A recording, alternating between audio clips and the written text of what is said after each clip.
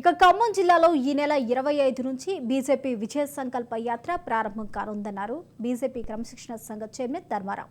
ఈ యాత్రలో ముఖ్య అతిథిగా ఛత్తీస్గఢ్ ముఖ్యమంత్రి సాహు పాల్గొననున్నట్లు ఆయన తెలియజేశారు. ఈ నెల 25 భద్రాచలంలో పూజా కార్యక్రమాలు చేసిన అనంతరం విజయ సంకల్ప యాత్ర ప్రారంభం కానుంది అన్నారు. 25న భద్రాచలంలో ప్రారంభమై ఉమ్మడి ఖమ్మం జిల్లాలో 10 అసెంబ్లీ నియోజకవర్గాలను కలుపుతూ 27న ఇల్లందు నియోజకవర్గం నుంచి మహబూబాబాద్ జిల్లాలోకి యాత్ర ప్రవేశిస్తుంది.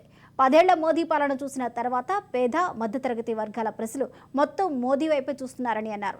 తెలంగాణలో ఒక కుటుంబ పాలన పీడపోయిందన్నారు ధర్మారావు. ఇక బీజేపీ ఎదుగుదల చూడలేక కాంగ్రెస్ పార్టీ విష ప్రచారం చేస్తుంది అన్నారు.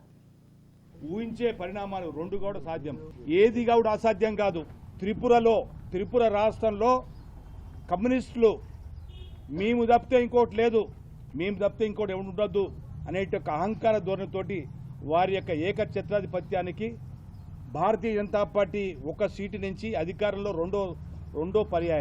రెండోసారి భారతీయ జనతా పార్టీ అధికారాన్ని కైవసం చేసుకున్నది. ఏది అసాధ్యం కాదు.